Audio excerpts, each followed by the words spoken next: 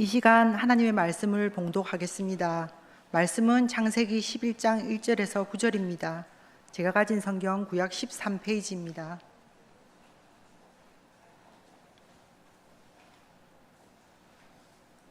창세기 11장 1절에서 9절입니다.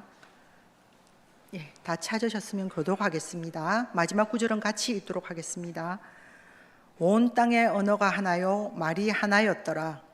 이에 그들이 동방으로 옮기다가 평지를 만나 거기 거류하며 서로 말하되 자 벽돌을 만들어 견고히 굽자 하고 이에 벽돌로 돌을 대신하며 역청으로 진흙을 대신하고 또 말하되 자 성과 탑을 건설하여 그 탑 꼭대기를 하늘에 닿게 하여 우리 이름을 내고 온 지면에 흩어짐을 면하자 하였더니 여호와께서 사람들이 건설하는 그 성읍과 탑을 보려고 내려오셨더라.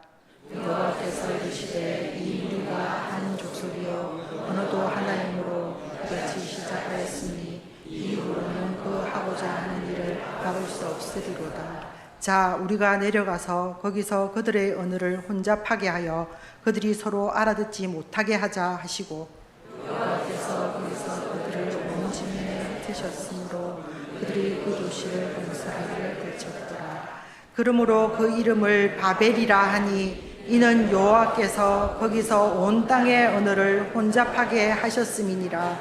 여호와께서 거기서 그들을 온 지변에 흩으셨더라. 아멘. 많은 은혜 받으시길 바랍니다. 우리 곁에 계신 분들과 인사하겠습니다. 사랑합니다 형제님, 사랑합니다 자매님.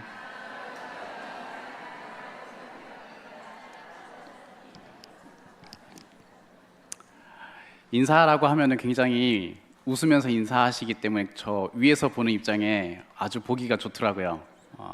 가짜 웃음 아니시죠? 평소에도 하나님의 형상으로 지음받은 저희들의 삶 속에 우리 지체들 보시면서 이전보다 더 하나님의 사랑, 하나님의 형상으로 보는 그 믿음으로 우리 형제 자매님들 많이 볼 수 있는 은혜가 있으면 좋겠습니다. 오늘 5.6여전도의 헌신 예배인데 오늘 말씀 가지고 또 여러분들의 삶에 은혜가 있으면 좋겠고 또 참여하신 다른 성도님들도 같이 은혜가 있으면 좋겠습니다. 우리는 하나님을 정말 필요로 해요. 사람은 하나님을 필요로 합니다. 하나님을 필요로 하지 않는 사람을 죄인이라고 불러도 되겠지요. 죄인은 하나님을 필요로 하지 않는 삶을 살고 있는 사람들이죠. 세상 사람들은 하나님을 불합리한 존재로 여기기도 합니다. 그들은 하나님을 필요로 하지 않기 때문에 알 수가 없어서 불합리한 분이다라고 여길 수 있을 그런 여지조차도 없지만은 어떻게 하나님은 불합리한 분일까라는 생각을 할까요? 하나님을 어떤 분이다라고 보여주고 있는 기독교인을 보면서 하나님은 불합리한 분 아닌가라는 생각을 그들은 합니다. 반지성주의를 가진 바탕으로 하는 기독교인의 모습을 보고서 그럴 수도 있고요. 종교적 열심을 가지고 혹은 기득권 싸움을 가지고 사는 기독교인의 모습 보면서 에이, 하나님은 불합리한 분 같아 라는 생각을 할 수도 있어요. 나아가서는 하나님은 필요한 분으로도 여기지 않지요.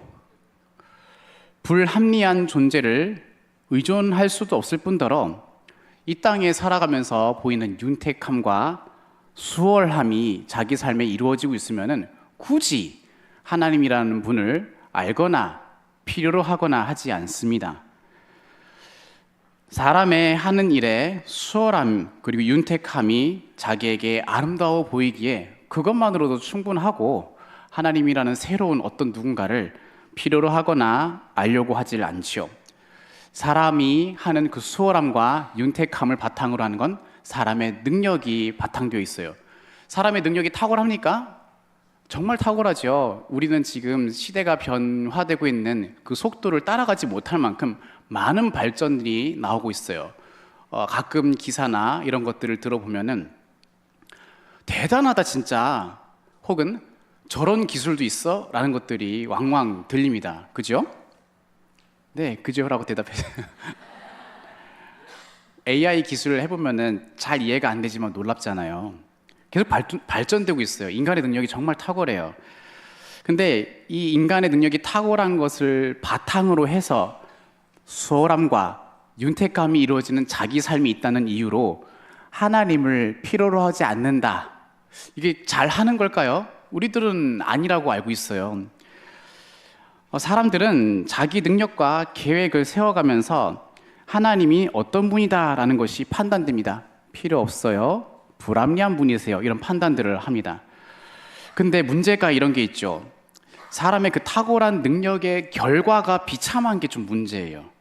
방금 얘기했던 탁월한 능력의 그 이면, 그 결과는 비참함이 뒤따라옵니다. 왜일까요? 사람이 하나님의 형상으로 지음받아 살아가야 할 유일한 존재이지만 자기 삶에 하나님이 배제된 채로 살아가는 삶이라는 것은 행복할 수가 없기 때문이죠. 그리고 사람들은 하나님을 배제하는 데에 능통해지고 있습니다. 자기 삶에 어떻게 해서든 뭔가 만들어 갈 때 하나님은 어떻게 해서든 빼내는 것, 기어코 들어올 틈이 없도록 만드는 것, 그것에 능통합니다. 그러면서 비참해지는 거죠. 11장 읽었는데, 창세기 11장 우리가 읽었는데요, 여기에 하나님을 배제하는 데 능통한 인간의 모습이 묘사되어 있어요. 여기 우리 11장의 주요한, 이 본문의 주요한 사건은 이거예요. 사람들이 성과 탑을 쌓았다, 이거 하나랑 또 다른 하나는 하나님은 그들을 흩으셨다, 이거 하나입니다. 이 사람들의 모습을 묘사한 걸 토대로 우리가 알 수 있는 게 있습니다. 인간은 탁월한 능력 이후에 비참함을 맞이한다, 이것이 11장에서 얘기할 수 있는 건데, 먼저 인간의 탁월한 능력을 지닌 모습을 한번 볼게요. 홍수 이후에 인류가 이리저리 이동하다가 11장에 시날 땅이라고 하는 곳에 정착하면서 이 일이 시작됐습니다. 근데 이 사람들이 정착한 이 시날 땅이라고 하는 곳은 시날 땅이라는 곳에 성읍과 탑을 쌓자고 4절에서 이야기를 하고 있어요. 4절에 이렇게 얘기를 하죠. 말씀 보십시오. 화면에 안 뜹니다. 또 말하되 자, 성읍과 탑을 건설하여 그 탑 꼭대기를 하늘에 닿게 하여 우리 이름을 내고 온 지면에 흩어짐을 면하자 하였더니, 이렇게 얘기하면서 자기들의 계획을 이야기해요. 여러분, 시날 땅은요, 이스라엘 사람들이 사는 팔레스타인 땅과 달리 그곳은 돌이 없는 지역으로 알려져 있어요. 돌이 딱딱하죠. 딱딱한 돌이잖아요. 돌은 견고하고 어떤 건물을 세우는데 용이하게 쓰이는 재료인데요, 돌이 없는 곳에서 높은 탑과 성을 쌓자고 얘기를 하고 있습니다. 어떻게 그걸 쌓을 수 있겠습니까? 다시 말하면 이 사람들이 시날 땅 와서 어떻게 성과 탑을 쌓자라고 이런 마음을 먹게 되었을까요? 왜냐하면 이 사람들은 그렇게 할 수 있다는 능력을 자기들이 이해하고 가지고 있었기 때문인데, 3절에 그게 나와요. 3절 읽어볼까요? 시작.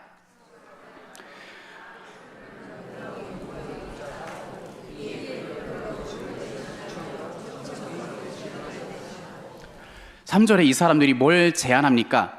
여러분, 벽돌을 만듭시다 라고 제안을 합니다. 그리고 이것을 다시 생각해 보면 벽돌을 만들 줄 아는 기술이 이 사람들에게 있었단 얘기예요.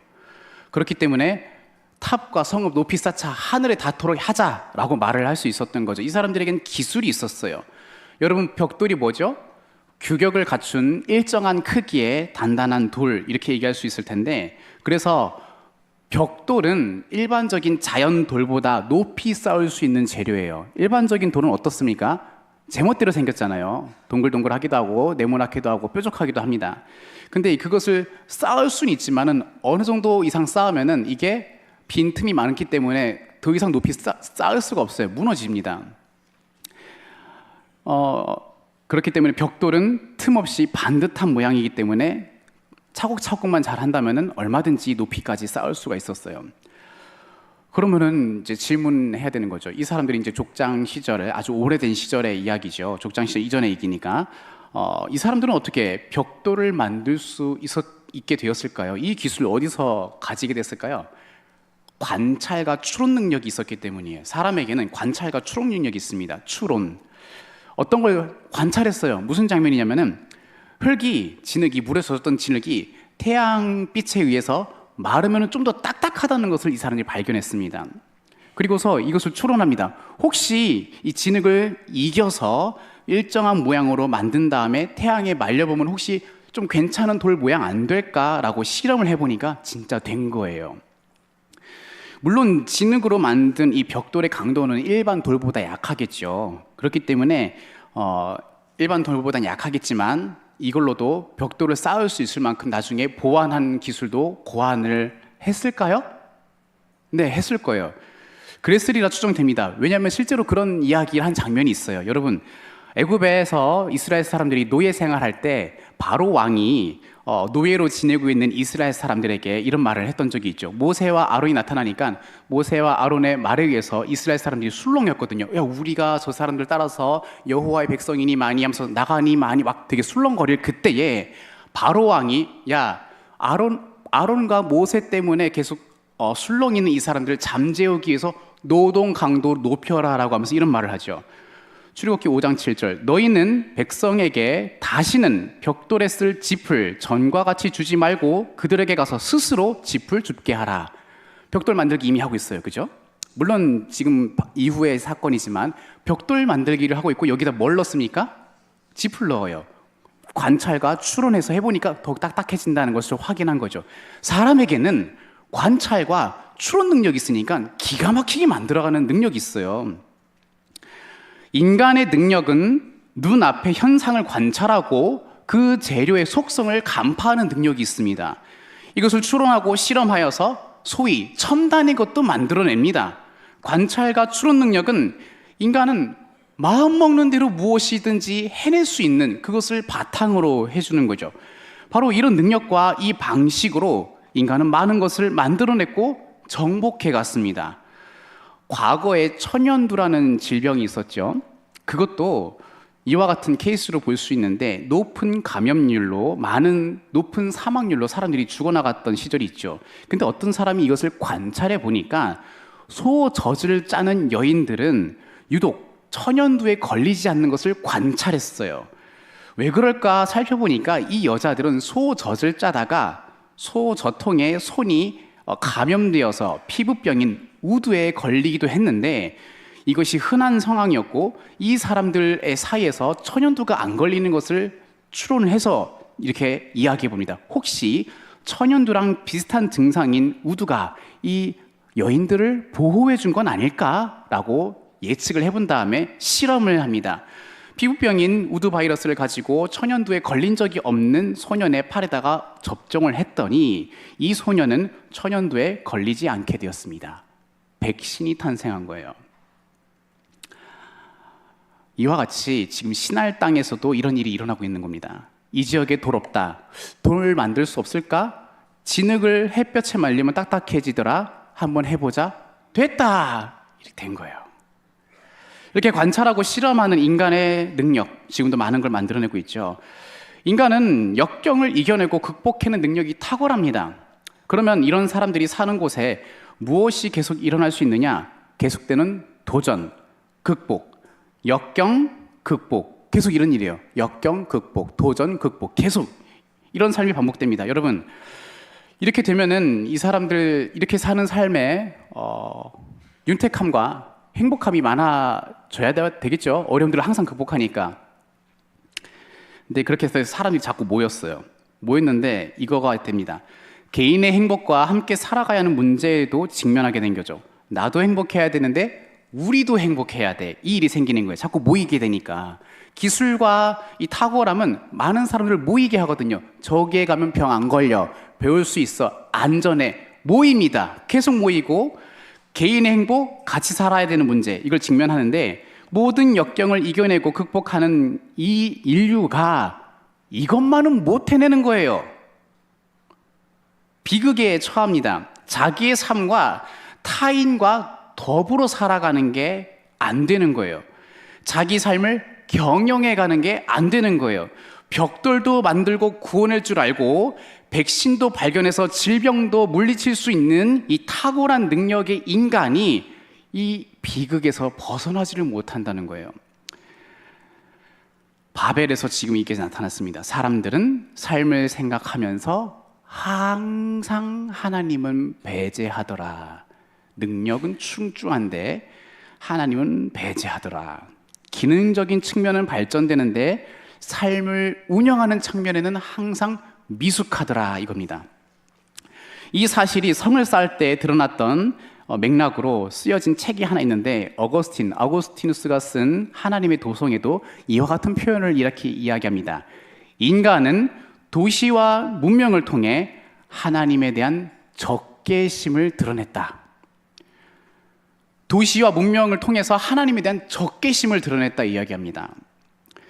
하나님과 인간은 갈등 관계 있을까요? 그게 진짜 맞나요? 그 증거가 문명이라는 거예요. 문명.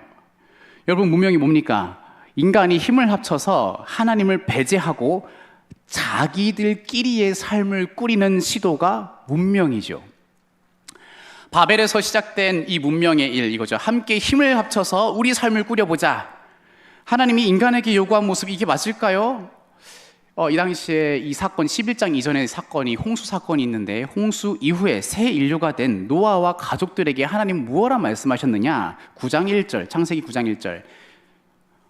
생육하고 번성하고 땅에 충만하여라가 하나님의 명령이었어요.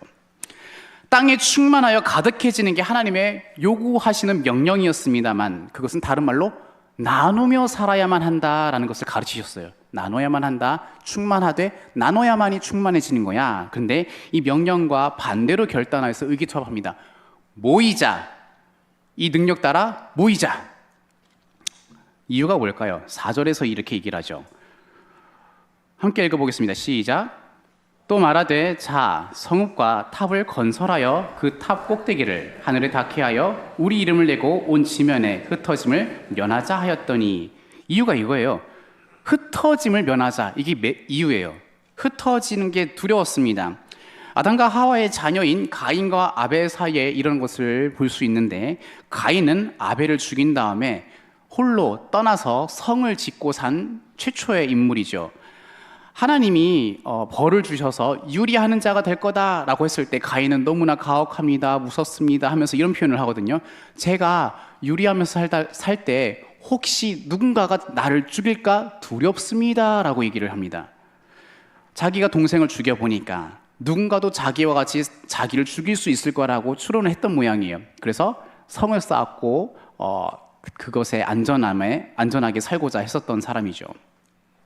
창세기 11장에 모인 사람들은 시날이라고 하는 평지에 모여서 지금 이 시도를 하고 있습니다. 그들은 성을 쌓고 도시를 건설하기로 했고, 그 이유는 흩어지기 싫어서, 두려워서였어요.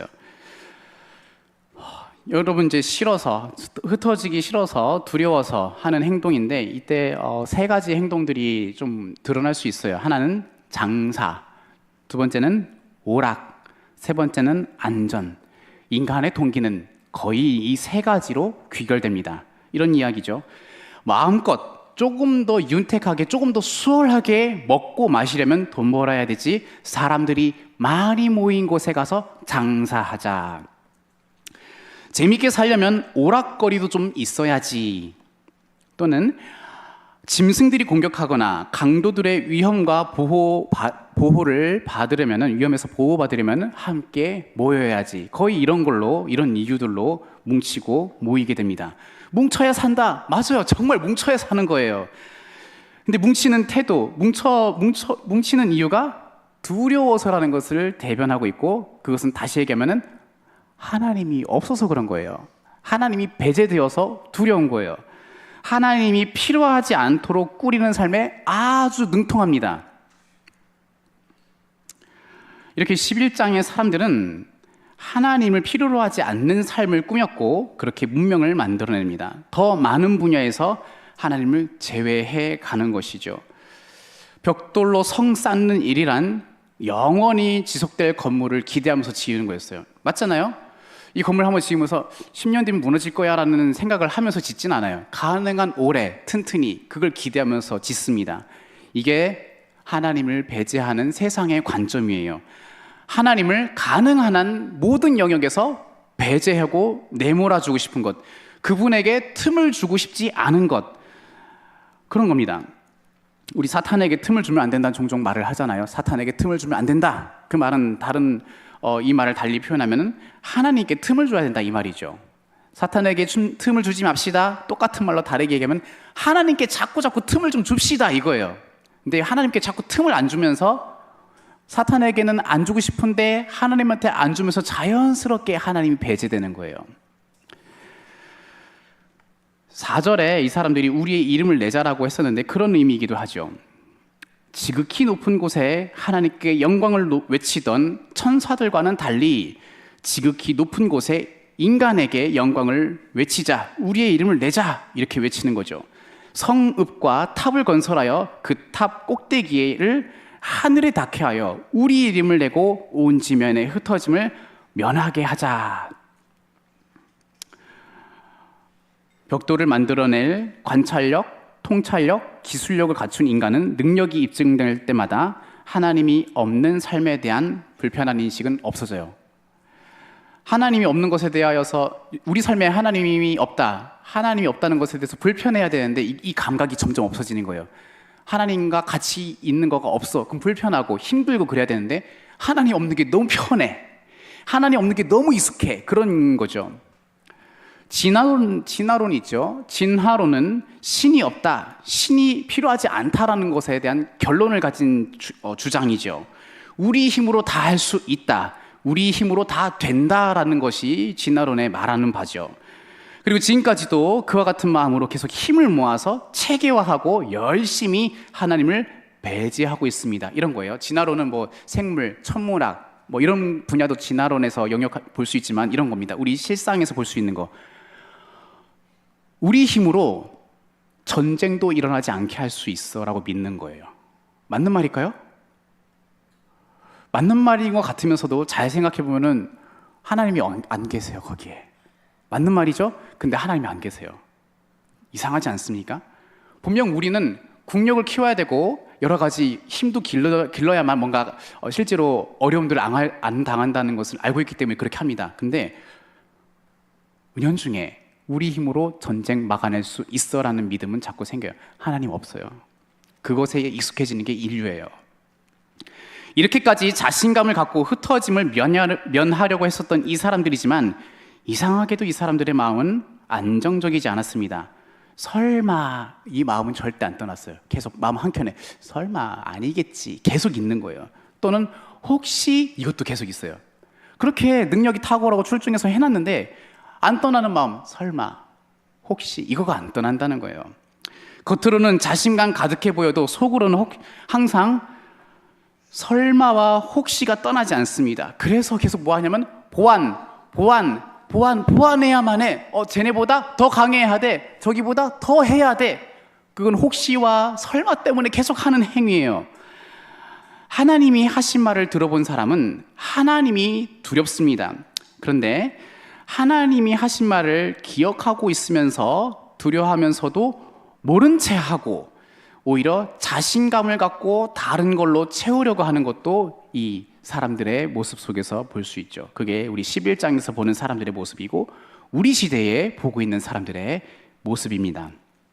자, 여러분, 하나님을 필요로 하지 않는 이 시도를 열심히 했습니다. 우린 결과는 다 알고 있어요. 이 사람들에게 무슨 일이 일어날까요?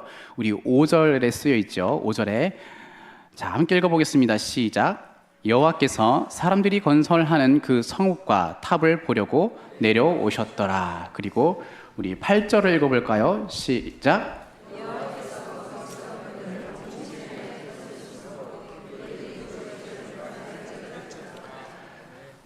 하나님은 구경하러 오셔서 흩으셨다라고 얘기를 하고 그제서야 그것이 그쳐졌다 얘기를 합니다. 하나님이 이 사태의 정황 가운데 오시고 정확하게 파악하십니다. 인간의 반역을 보셨고 자기 세상에 지어진 자기 형상인 사람들이지만 자기를 배제한 이 형국이 얼마나 위험한지를 파악하시고 흩어 놓으신 거죠. 언어를 혼잡게 해서. 여러분, 하나님은 항상 이 같은 방식으로 다가오세요. 강력해지려고는 어떤 집단이 어떤 중심으로 이렇게 힘을 키워냈는지 파악하셔서 흩어내시는 분이십니다. 항상 이렇게 하시죠. 정말 항상 그렇게 어디서 볼 수 있냐면요, 우리 창세기 11장에서 이렇게 이야기했지만 그 이후에 이스라엘 역사를 보면 항상 이래요. 이스라엘뿐만 아니라 주변 국가 이야기도 똑같죠. 이제 역사 이야기 보면 그래요. 각각의 다른 인류들은 계속 흩어지면서 각각의 바벨은 계속 쌓아갔는데, 강대국 있잖아요, 여러분. 강대국은 원래 강력한 나라이기 때문에 계속 그 승승장구를 해야 되지만 항상 무너지더라 이겁니다. 항상 무너지더라. 누군가에 의해서 항상 무너지고, 우리는 그것을 역사 속에서 하나님이 자기 백성을 벌하기 위해서 쓰시기도 했다. 그리고 이렇게 나라를 들고 쓰는 분도 항상 하나님이라고 우리가 보고 있습니다. 하나님은 각각 모든 인생들이 자기가 세우려고 하는 바벨이 보이면은 간파하시고 오셔서 흩으시는 분이었어요. 그만해. 심판하셔요. 여기까지야. 심판하시는 거예요. 적정 수준까지는 뭐 되게 하는 경우도 있고 그런 경우들이 있지만, 어쨌든 하나님 보실 때 이건 아니다 싶은 순간마다 다가오셔서 항상 멸망시키시더라 이거예요. 그 나라에 대한 심판이기도 하지만 근본적으로는 하나님이 흩어놓기 위한 일을 하신 거죠. 11장의 일은 계속 반복되고 있어요. 지금도 계속 반복되는 것이죠. 하나님은 자기를 필요로 하지 않는 곳에 오셔서 자기를 필요로 하도록 만드시는 분이십니다. 그래서 흩으십니다. 죄를 벌하기 위한 것이기도 하고, 악인의 정점에는 평강이 없어라는 것도 알리기 위해서 이와 같이 하십니다. 온 땅에 충만하라고 하는 명령도, 자기의 명령도 이루시기 위해서 하시는 것이죠. 여러분, 우리들은 이 말씀을 가지고 우리 인생을 좀 돌아보려고 하는 거죠. 우리들은 계획을 세우고 실행하는데 능숙합니까? 미숙합니까? 다 다양할 거예요. 능숙한 분야도 있을 거고요. 미숙한 분야도 있겠죠. 능숙한 분야에는 자신감이 붙고, 미숙한 분야는 두렵고 좀 자신 없어 하는 것이 생길 겁니다. 우리가 세우는 계획 안에 하나님이 개입할 여지와 자리가 있습니까? 하나님이 없는 계획, 하나님의 개입이 이루어질 수 없는 계획은 무너집니다. 하나님이 내려와서 역사에서 증거하시듯이 무너뜨리실 겁니다. 그러므로 우리는 하나님이 절절히 필요로 하는 인생만 된다면은 안전할 수 있다는 것을 교훈 삼을 수 있죠. 죄에 빠진 인생이므로 하나님의 구원이 절대적으로 필요하다라고 인정하는 인생, 하나님을 간절히 바라보는 인생, 그러면은 하나님은 그 인생을 건져주시고 구해주시고 그 마음도 자유롭게 해주시죠. 성령을 보내셔서 평안도 누리게 하십니다. 우리의 계획들을 한번 생각해 보십시오. 여러분, 우리의 계획들이 하나님이 기뻐하실 계획인가, 축복하실 계획인가, 그 확신이 있는지 없는지 한번 생각을 해 보십시오. 만약에 맞아, 이것은 하나님이 이 창세기부터 자기 형상인 사람에게 의해서 범죄하기 이전의 사람부터, 또한 하나님의 언약의 약속에 의해서 살아갈 사람의 그 하나님이 대하시는 그것을 따라서 우리에게 이루어진 계획은 그것에 일치돼 있어라는 확신이 있으면 분명한 거죠. 근데 확신이 없으면 조만간 개입하실 거예요. 흩으실 겁니다. 그렇지 않겠어요? 그럼 우리들은 회개해야 되고 하나님께 가서 어리석었음과 교만했음을 자백해야 합니다. 그러면 하나님은 우리에게 새로운 곳을 제시하시고 다시금 하나님만이 친히 지을 수 있는 성만을 바라보게 하죠. 아, 너가 짓는 성 말고 내가 짓는 성 한번 봐. 그러면서 네 삶 속에서 이루어지는 내 성 좀 볼 수 있으면 좋겠어. 내가 짓는 성을 보거라 라고 지도해 주실 겁니다. 여러분, 하나님을 필요로 하도록 꾸리는 삶이 되려면은 하나님을 필요로 하지 않는 이 인생들을 교훈 삼고, 그 다음 본문을 우리가 또 교훈 삼아 볼 수 있는데 11장 이후에 12장에 뭐가 나옵니까? 우리가 자주 보고 있는 한 사람이 등장하죠. 아브라함이 등장합니다. 여호와께서 그분에게 등장하셔서 다가오셔서 말씀하시는데, 아브라함은 두려움 중에 그분의 말씀을 듣죠. 두려움 중에 그분의 말씀을 들어요. 11장 이후 그 11장 우리가 방금 읽은 바벨탑 이후에 보면 셈의 족보가 나오고 27절에는 데라의 족보가 나오는데, 셈은 노아의 아들로서 축복받은 자손이고요. 그 자손 중에 27절에 데라의 족보가 나와서 결국 하고자 하는 사람 아브라함을 이야기하고 싶어 합니다. 근데 아브라함의 정국이 쉽지가 않았어요. 아내도 아이가 안 생기고 아버지도 죽고 여러 가지 문제가 많죠. 자기가 하려고 하는 계획들이 마음대로 안 되는 것을 경험하는 한 사람에게 하나님이 말씀으로 다가오십니다. 완전히 자기 계획이 붕괴된 사람에게 다가오십니다. 그래서 아브라함이 하나님의 말씀 들을 때 두려움 중에 들었어요. 나는 이제 보호받을 공동체도, 족장도 죽었어요. 군사가 될 내 자식들도 없어요.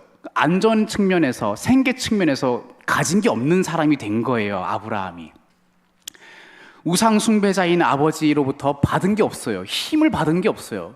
안전하지가 않아요, 모였지만. 그런 아브라함에게 하나님이 말씀으로 이야기하시죠.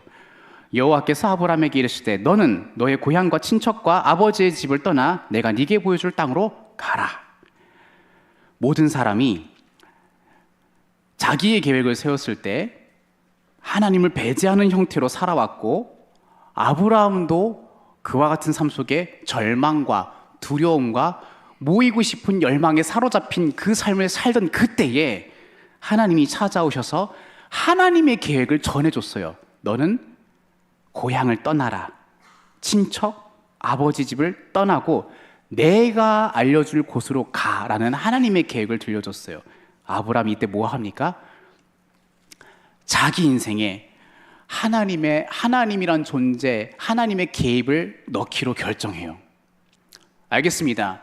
하나님께서 개입하시려고 하는 것을 저는 수용하겠습니다. 제 인생이 오십시오. 제 인생은 제가 하려고 했으나, 조상들의 지혜를 따르려고 했으나 안 되던 것을 무수하게 경험하고 전 두렵습니다만, 이렇게 말씀하시는 하나님의 계획을 저는 수용하겠습니다 하고서 4절에 보니까 여호와의 말씀을 따라갔고 이야기하죠. 12장 4절에 여호와의 말씀을 따라갔고 그냥 막연하게 하나님의 말씀을 따르고 순종하자, 이런 단순한 정도가 아니라 하나님의 개입을 수용했다는 얘기예요. 그분의 계획이 이루어지기를 바랐다는 얘기죠.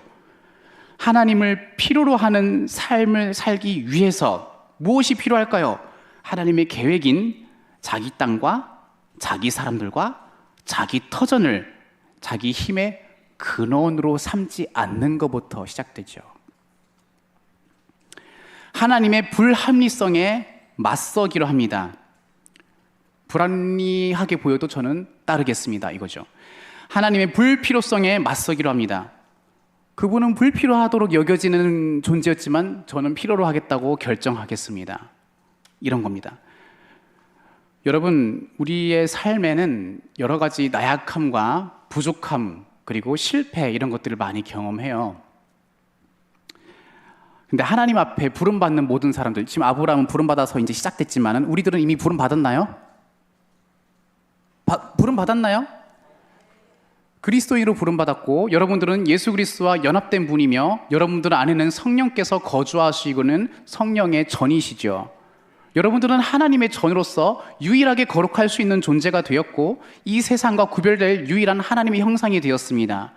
그렇기 때문에 우리에게는 하나님 뜻대로 살고 싶어요 라고 하는 욕망이 생겼으며, 간구할 때마다, 사모할 때마다 회개를 할 수 있을 뿐만 아니라 순종도 해낼 수 있는 능력이 우리에게 수여된 바 있습니다. 우리들은 하나님을 필요로 하는 삶을 이미 시작했습니다. 그래서 이야기하겠습니다. 우리가 가지고 있는 나약함에 대해서 너무 두려워하지 마세요. 이미 부름받은 사람이 가진 나약함, 실패와 같이 여겨지는 것, 상처, 원하된 대로 되지 않는 것들, 너무 두려워하지 마세요. 이미 부름받아 하나님의 개입이 시작된 인생 속에 이걸 너무 두려워하지 마십시오. 거룩하지 않은 걸 두려워하십시오. 나약한 걸 두려워하지 마시고 거룩하지 않은 걸 두려워하셔야 됩니다. 우리가 갖고 있는 나약함은 하나님이 힘으로써 등장할 수 있는 틈새가 됩니다. 그러면은 우리들이 나약함을 발견할 때마다 난 왜 이렇게 안 될까? 우리는 왜 이럴까? 내 인생은, 내 아내는, 내 남편은, 내 자식은, 내 부모는, 내 하는 일은, 여기에서 하나님이 힘으로써 등장하실 틈새가 된다는 거예요. 모든 나약함을 감추거나 메꾸거나 모으거나 힘이 되게 해서는 하나님을 필요로 하는 모습이 될 수가 없습니다. 이 사람들이 하는 거 보세요. 이 사람들의 의도가 나빴어요? 보세요.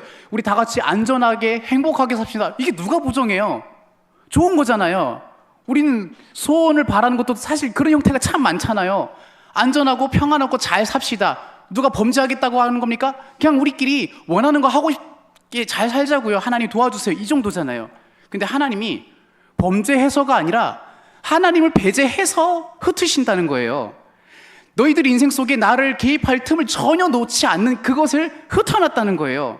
이미 부름받은 우리들은요, 하나님께서 그 모든 나약함 틈마다 찾아오셔서 하나님을 힘으로 맞이하라고 부르시는 것과 같은 거죠. 하나님이 필요로 하는 것을 그때 경험하라는 것이죠. 하나님은 불합리한 모습으로 다가오실지언정 저는 하나님을 반드시 필요로 할 겁니다. 수용하겠습니다. 말씀을 따라가 그거죠. 여러분, 우리 하나님 말씀 듣다 보면은 어떻게 이렇게 따라요? 라는 것도 있잖아요. 너무 센 것들, 수위가 너무 높은 것들, 그죠? 근데 그거는 뭐 때가 되면 되겠죠, 이 정도로 넘기는 것 있잖아요. 하나님이 불합리하다고 여기는 건데, 근데도 우리 마음이 어떻습니까? 불합리하게 여겨질 요청을 하시는 하나님이라도 제 인생에는 필요한 분입니다 하고 따르고 싶으니 따르게 해주세요, 이런 거잖아요. 하나님을 필요로 하는 것은 하나님만이 나의 힘이라는 것을 인정하는 빈틈에서 일어나는 견고한 믿음입니다. 모아서, 메꿔서, 채워서는 우리 인생을 살아갈 힘이 될 수가 없습니다. 힘을 빼십시오. 힘을 빼지 않으면 하나님 개입이 말씀으로서 안 들려요. 아브라함이 만약에 여전히 다 안 됐지만 제대로 해보자 이런 마음 가졌으면은 여호와께서 오셨을 때 너 친척 떠나 고향 떠나 가라, 무슨 이상한 소리 하고 있어, 나도 잘 해내면 되지, 안 들려요. 마음을 두드릴 수가 없어요. 마음을 두드려가지고 그분 말씀이 불합리함 같고 불필요한 것 같아 보여도 나는 그분을 따를 내가 안 돼요. 한 귀로 듣고 한 귀로 들리는 일이 그제서야 돼요. 힘 빼야 돼요. 힘을 빼야 돼요. 그래서 하나님이 개입하시는 것, 말씀으로 들려지기를 사모해야 됩니다. 그게 우리 이 세상에 인간의 능력이 얼마나 탁월한 이 시기에 하나님만을 필요로 하는 삶이 누군지, 하나님을 힘을 삼아서 살아가는 삶이 무엇인지 경험할 수 있는 길이고 모습이 될 것입니다. 우리 사랑하는 5.6 여전도회 회원 여러분, 그리고 우리 성도 여러분, 누가 더 강력한가 따지기 쉬운 이 시대에 우리는 비록 외형적으로는 약하지만 사방에 우겨싸움을 당할 수 있을지라도, 모양새가 그럴지라도 내 인생에 하나님이 개입하신다면은 나는 잘 살고 있는 삶이야 라고 힘이 빠진 채로, 나약함을 인정하는 채로 그분의 말씀이 들려지게 되는 그 방식 속에서 그분이 세워가는 성을 이루어 가시는 저와 여러분 되시기를 바랍니다.